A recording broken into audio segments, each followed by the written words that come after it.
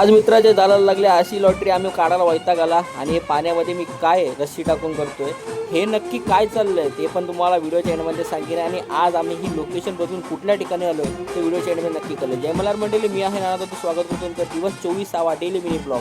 सकाळी लवकर निघालो तेव्हा कालोकतावन बाहेर येता येता सूर्यप्रकाश आला होता. सूर्यदेवांचं दर्शन घेता घेता आम्ही निघालो ते म्हणजे खूप बाहेर आलो. आज 8 वाव म्हणजे 12 ते 13 किलोमीटर समुद्र किनाऱ्यापासून आम्ही दूर होते आणि इथे मोठ्या मोठ्या टॉलर्स त्यांचे टॉलरी ओढत होत्या म्हणून आम्ही बाहेरच्या दिशेने जाला मारायला केली सुरुवात. फटाफट जाला मारून घेतली आणि सूर्यदेवांचं दर्शन घेऊन आम्ही चाय प्यायला घेतले. चहा जशी प्यायली ते तुम्हाला एक गोष्ट दाखवतो. आहे जेली फिश, पण काका त्याबद्दल काय सांगतात ते बघा. त्यानं ह्यानं खाज पण नव्हते जेलीफिश. याची जरा मोठी साईज असली ना त्याचे डोली बिली लावतात ना त्यांनी जाली फाटून पण जाते.